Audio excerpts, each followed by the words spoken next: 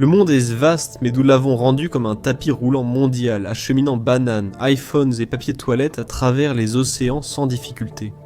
Mais avez-vous remarqué que les navires suivent tous les mêmes autoroutes maritimes? Personne ne prend le raccourci du Nord. Pourquoi les ours polaires? Le Titanic? Le stress post-traumatique? La vérité se trouve quelque part entre les deux. Imaginez réduire d'un tiers la distance entre Londres et Shanghai. Ça a l'air bien, non? Bienvenue dans le passage du Nord-Est, ou comme la Russie l'appelle, la route maritime du Nord. Évidemment, elle a renommé la partie qu'elle possède. La Russie s'étend des détroits de Kara à Bering, une zone glacée et désolée de l'océan. La Sibérie semble une destination de rêve à côté. Avant de commander sur Amazon en pensant que la livraison sera facile, lisez bien les petites lignes. Des primes d'assurance exorbitantes, juste la partie émergée de l'iceberg. Et oui, c'est toujours un problème. Le verglas et les moteurs réticents ralentissent les navires. Le métal cède et les capitaines vieillissent de 10 ans en un voyage. Ce n'est pas vraiment une zone de livraison idéale, alors pourquoi prendre ce risque? Cet itinéraire est une tentation séculaire. Comme tous les pères en voyage, le mythe du raccourci parfait est irrésistible. Cela a attiré des explorateurs vers le nord pendant des générations et a laissé plus d'un souvenir gelé derrière eux. Les Européens ont atteint le cap de Bonne-Espérance en 1488, révolutionnant le commerce et effrayant les ennemis de la mer. Cela a ouvert une route directe vers l'Inde, la Chine et les îles aux épices, évitant les coûteux intermédiaires de la route de la soie. Mais la traversée restait brutale. On l'appelait le cap des tempêtes pour une raison. Vagues monstrueuses, vents hurlants. Les voyages étaient si longs que les marins prenaient pratiquement leur retraite en cours de route. Pendant des siècles, après cela, les explorateurs ont cherché quelque chose de mieux, un raccourci à travers le nord gelé. La plupart ne l'ont pas trouvé, la plupart ne sont pas revenus, disait la carte. Ici, il y a des dragons, ajoutait l'Arctique. Prenez un manteau, le passage du nord-ouest reste inviolé. Pas avant 1903, lorsque l'explorateur norvégien Roald Amundsen a décidé qu'il avait un désir de mort. 3 années difficiles lui ont été nécessaires, alors que beaucoup peinent à tenir un abonnement à la salle de sport aussi longtemps. La glace était épaisse, la route était pire et l'Arctique n'a pas vraiment déroulé le tapis de bienvenue. La Russie y a vu une occasion, forte de son expérience arctique et de ses engelures. Elle s'est dirigée vers l'est, vers le passage du nord-est. Les premiers voyages ont montré que c'était possible. Dès la fin des années 1500, les explorateurs s'aventuraient plus au nord, cartographiant de nouveaux territoires et gravant leur nom dans l'histoire. Mais l'optimisme n'a pas duré longtemps. Comme le passage du nord-ouest, cette route est un vrai calvaire, faite de tempêtes de glace et de regrets. La Russie, elle, visait plus grand, la Sibérie. Elle s'est retirée, a fermé la porte et gardé la boule à neige pour elle. Un avant-goût de ce qui nous attend. Au XVIIe siècle, la Russie était très possessive de sa frontière arctique, craignant des rivaux en Sibérie. Elle a claqué la porte aux explorateurs étrangers. Mais il fallait quand même cartographier l'endroit. C'est là qu'entrent en scène les Cosaques, durs, têtus et probablement en train de regretter leur choix de vie. L'itinéraire était techniquement possible, mais aussi misérable. Passons quelques siècles plus tard. En 1878, l'explorateur finlandais et stagiaire russe à temps partiel Adolf Erik Nordenskjöld a finalement réussi à passer lors de l'expédition Vega.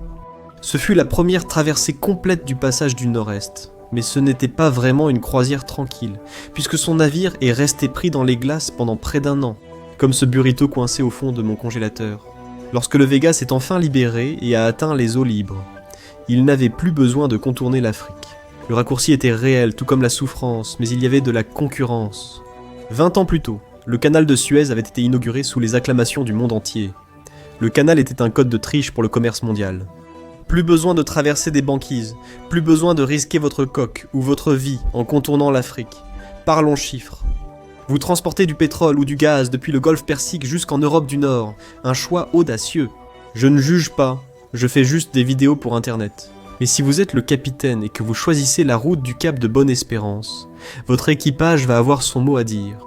Les plus polis attendront que vous quittiez la passerelle, pour les autres, vous les entendrez. Cette route de plus de 13 000 miles autour de l'Afrique, avec ses tempêtes, ses pirates et une chaleur écrasante, c'est le best-of de l'océan. Les navires modernes la traversent en 24 jours, à l'époque de Nordenskjöld. Comptez plutôt des mois d'ennui et la lente prise de conscience que l'océan vous déteste. Mais si le navire passait par le canal de Suez, on enlève 5500 miles et 10 jours entiers, c'est la différence entre un voyage et des vacances. L'équipage du Vega a réussi un exploit de navigation, mais au mauvais moment. Quelques décennies plus tôt, ils auraient été des héros, mais à la fin des années 1800, ils n'étaient plus que des lauréats de médailles de participation. Leurs raccourcis glacés étaient déjà obsolètes. Le canal de Suez avait changé les règles. Pourquoi lutter contre la glace alors qu'on pouvait traverser l'Égypte et bronzer? Et puis, ça a empiré. En 1914, un nouveau canal fit son apparition, cette fois au Panama. Auparavant, les navires devaient affronter pire que le Cap de Bonne-Espérance, la revanche de l'Amérique du Sud. Cap Horn! Il y a un vieux dicton de l'époque de la voile. Au-dessous de 40 degrés sud, il n'y a pas de loi. Au-dessous de 50, il n'y a pas de Dieu. Le Cap Horn, à 55 degrés sud, en plein milieu des 50e hurlants. Ici, les vents ne soufflent pas, ils attaquent. Au Cap Horn, la moyenne est de 51 miles à l'heure et 25 pieds. Par beau temps, c'est déjà mauvais. Autant tenter sa chance avec un kraken ou autre chose. Mais les navires n'ont plus besoin de l'affronter aujourd'hui. Le canal de Panama a ramené la distance entre New York et Los Angeles de 14 000 à 5 700 miles. La géographie officiellement piratée. Mais le progrès a eu un coût humain. Des milliers d'ouvriers sont morts en creusant les canaux, tandis que les investisseurs encaissaient les bénéfices. Des milliers d'ouvriers ont été tués. Actuellement, 15% du commerce mondial transite par le canal de Suez, 5 à 6% par celui de Panama, et 40% des conteneurs américains en dépendent. 2 fossés artificiels tiennent l'économie mondiale en otage. Mais la Russie n'a jamais cessé de regarder vers le nord. Le passage du nord-est n'était pas mort, juste cryogéniquement gelé. Les canaux n'ont pas tué le rêve. Ils ont juste mis en pause, je ne sais pas si vous l'avez remarqué. Mais Moscou n'est pas aussi doué que Suez pour laisser tomber les choses. Une route arctique fonctionnelle changerait tout. Route plus courte, carburant moins cher, plus de contrôle. C'est comme trouver un nouveau code de triche pour la planète. Sauf qu'il est recouvert de glace et essaie parfois de te tuer. Pense à ceci. Un trajet de Mourmansk à Yokohama fait normalement 14 800 miles via le canal de Suez, contre 6 600 miles par la route arctique. Une réduction de 449%, offerte par le quartier le plus louche de Mère Nature. Et ça s'améliore, ou empire, selon ton sens de l'aventure. La route Japon-Europe autour de la Russie prend 10 jours par Suez 22 par le Cap 29, et le passage du nord-est vient même avec un label vert. Moins de kilomètres, moins de carburant, moins de pollution. Les navires passent moins de temps à étouffer la planète. Le capitalisme écologique, c'est le meilleur genre. Mais la route maritime du Nord n'est pas un raccourci magique. Si on va trop au sud, ça ne vaut plus le coup. Un voyage à Shanghai, on ne gagnerait que 2 jours par rapport au trajet par Suez. Singapour, aucun gain de temps. La glace ne se soucie pas de votre calendrier de navigation, mais éviter le canal de Suez, ce n'est pas seulement gagner du temps en mer, c'est avoir des options. Surtout quand tout le monde est coincé dans la file d'attente. En 2021, l'Ever Given a réussi le pire créneau du monde. Des vents violents ont poussé le navire de côté dans le canal de Suez, et comme c'était un gros bébé, il a bloqué tout le trafic du canal. Mais comme vous le savez, il est resté coincé sur l'eau pendant 6 jours, et le commerce mondial s'est arrêté. Des centaines de navires sont restés bloqués, certains ont dû contourner par le cap de Bonne-Espérance, comme si on était en 1699. Le temps que le navire soit libéré et que le capitaine actualise sa page LinkedIn, le mal était déjà fait. Le coût pour l'économie mondiale, 400 millions de dollars par heure. Quelque part, un comptable a pleuré. En 2023, un autre navire s'est échoué dans le canal de Suez. Il n'a pas bloqué le passage, mais 3 remorqueurs ont été nécessaires pour le dégager. Et les problèmes ont continué à s'enchaîner. À la fin de 2023, le canal de Suez avait un nouveau problème. Trop peu de navires, car personne ne voulait risquer de devenir une boule de feu flottante. Les Houthis au Yémen ont décidé de transformer la mer Rouge en stand de tir personnel avec des drones et des missiles anti-navires. Des choses amusantes. Et si tu l'as oublié, c'est la même mer Rouge où arrive le canal de Suez, soudain. Les navires se demandaient, est-ce que ce point sur le radar se rapproche? Et c'est vraiment une question à laquelle tu ne veux pas que la réponse soit oui. En plus, il y avait toujours les risques de fond. C'était tendu d'eau à une histoire du genre compliqué. Tu te rappelles la guerre de 1956 ou les troubles en Égypte? Entre 2011 et 2014, le canal de Suez a connu plus de turbulences qu'une compagnie aérienne low cost. Alors, tout miser sur ce panier. La Russie dit que ce n'est pas intelligent. Parier sur le fait que cette région restera calme pour toujours. C'est, optimiste, en parlant d'optimisme. Si vous aimez les analyses de cartes, abonnez-vous. J'ai déjà prévu votre culpabilité sinon. Et le canal de Panama alors ? Cet endroit a ses propres problèmes. La marine américaine montre encore assez de force pour maintenir la stabilité, c'est vrai. Mais même eux ne peuvent pas vraiment tirer sur la météo. La sécheresse ne se soucie pas des porte-avions. Début 2024, les passages quotidiens ont diminué de 36 à 18.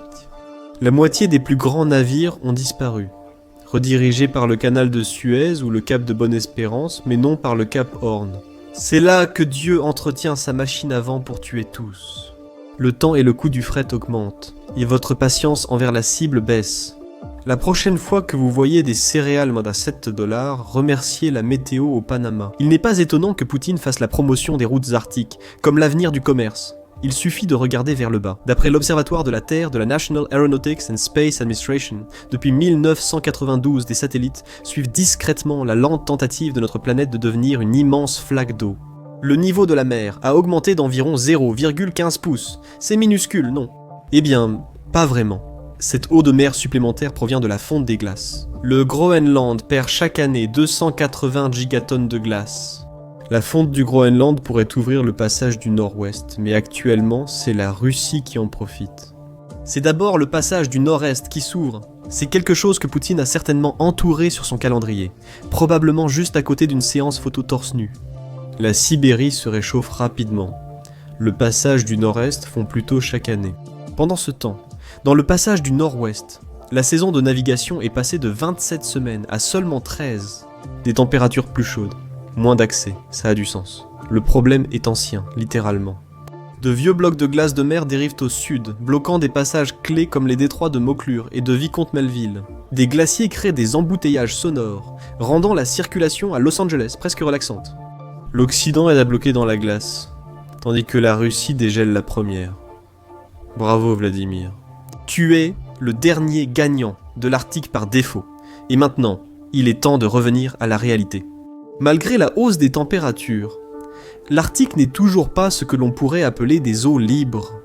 Même en été, le passage du nord-est est toujours encombré de kilomètres de banquise.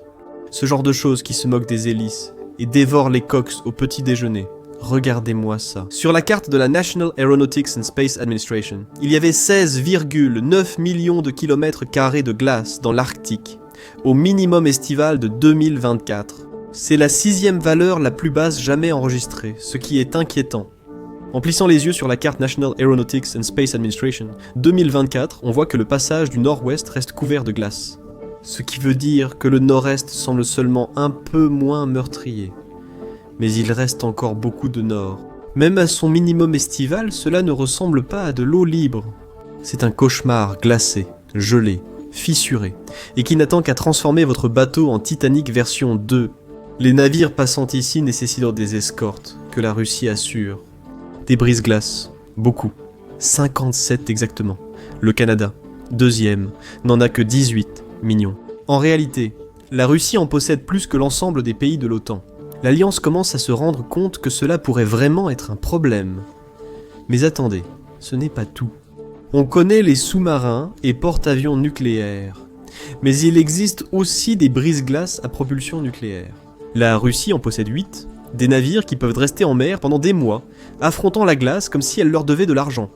Ils maintiennent le commerce entre l'Europe et l'Asie, sans interruption, sans ravitaillement, sans pause, juste une ambition brute, avec une légère dose de radiation. Peut-être. Premier souci.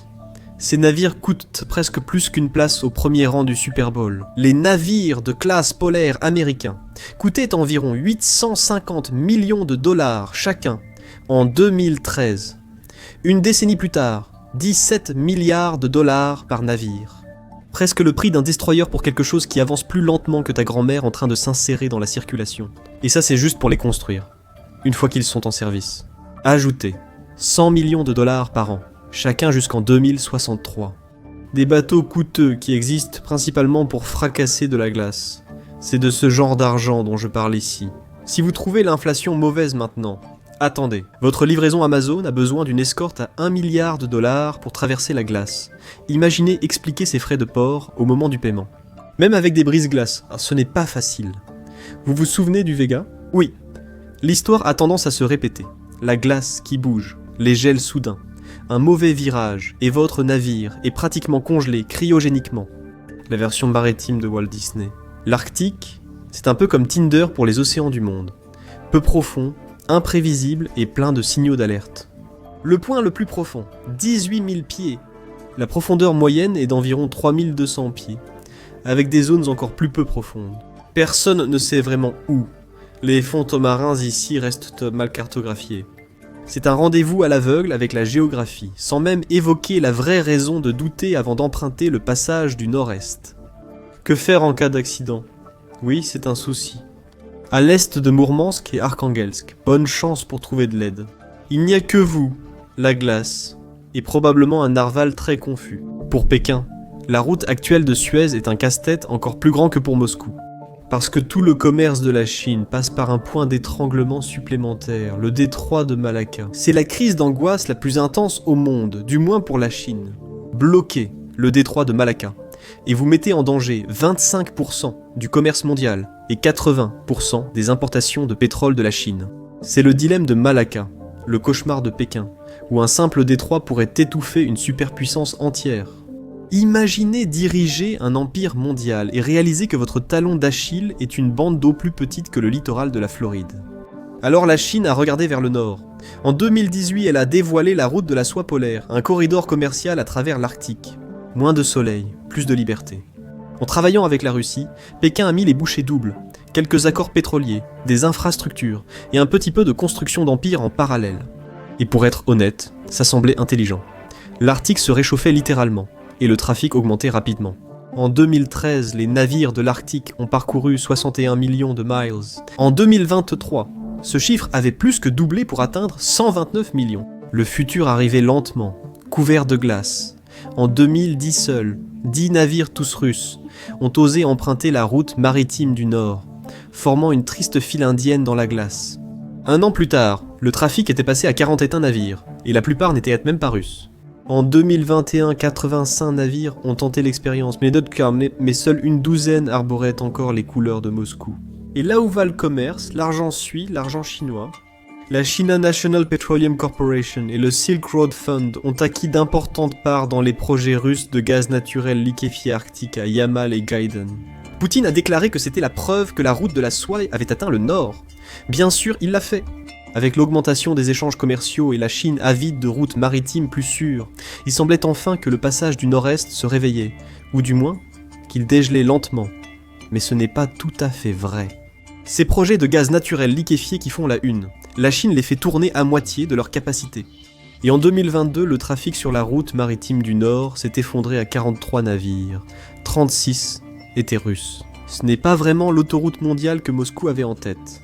C'est parce que, en février 2022, Vladimir Poutine a lancé sa soi-disant opération militaire spéciale en Ukraine. Cela a surpris tout le monde, même Xi Jinping, qui pensait peut-être qu'ils étaient amis.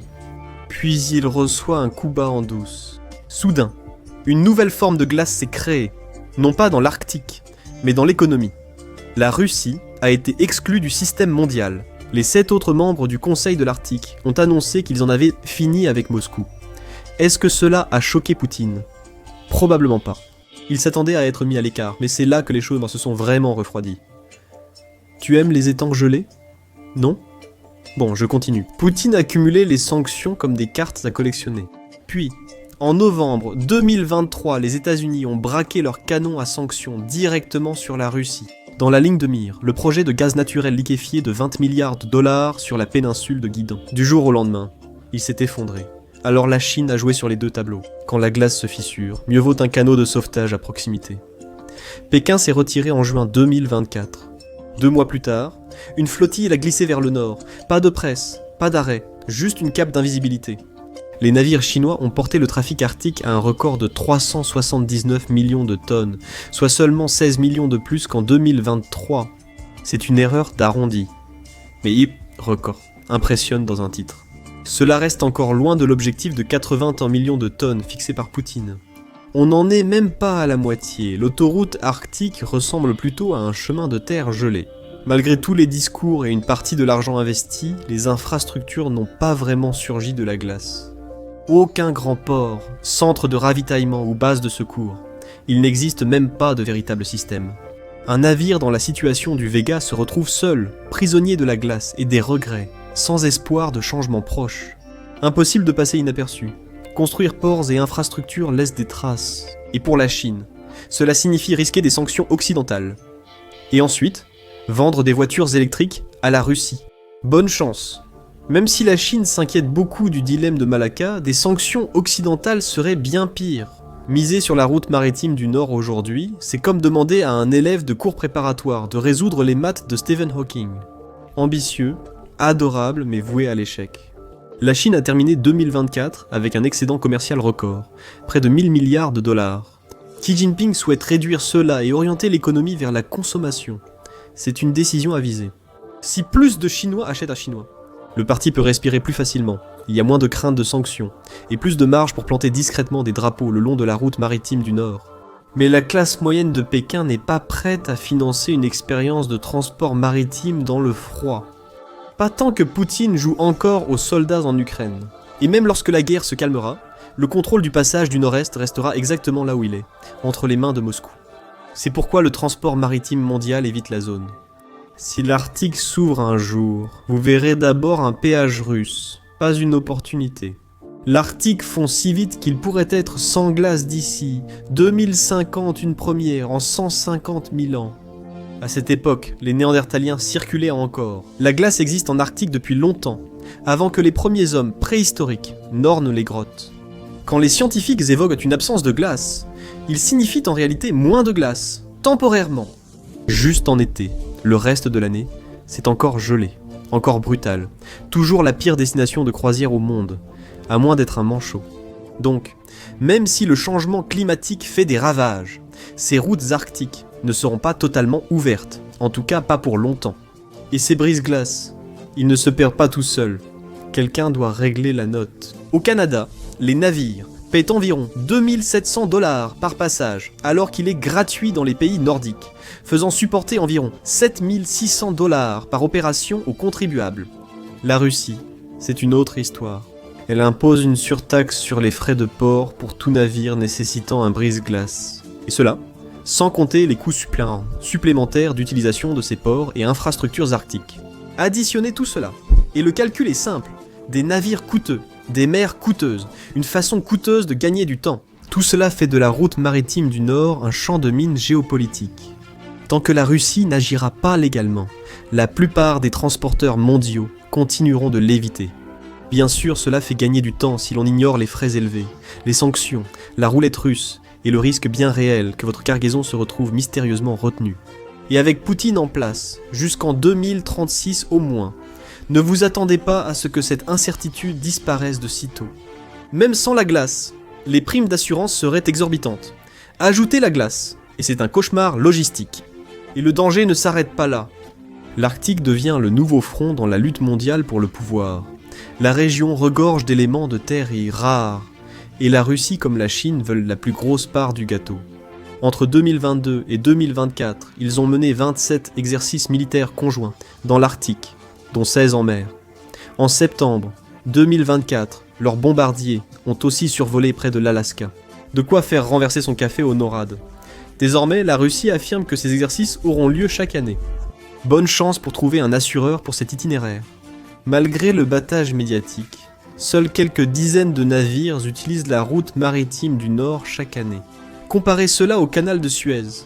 50 navires par jour, des centaines qui attendent leur tour. C'est moins une autoroute mondiale qu'une allée gelée. Bien sûr, le canal de Suez a ses moments. L'Ever Given a réussi à se garer en travers dans l'histoire, mais personne n'est mort. Et bien sûr, il y a les Houthis au Yémen, autoproclamés contrôleurs de la mer Rouge. En septembre 2025, un navire néerlandais a pris feu après une frappe de missiles des Houthis, blessant 2 membres d'équipage, les autres évacués. Mais si, capitaine anxieux, vous pesez vos options et cherchez à éviter celle de votre femme. Quel choix avez-vous fait? Il reste encore un réconfort dans le sud. Vous bénéficiez de la protection de l'armée américaine, des satellites, des destroyers, des avions de chasse, toute l'équipe. Au nord, il n'y a que vous. Le froid et tout ce qui bouge sous la glace et qui n'apparaît pas sur votre radar. Probablement rien de grave, donc la route maritime du nord pourrait vous faire gagner un peu de temps sur votre trajet. Mais si on ajoute les primes d'assurance, les frais de brise-glace et l'absence totale d'infrastructures, soudain, ces droits de passage à 6 chiffres pour le canal de Suez paraissent moins élevés.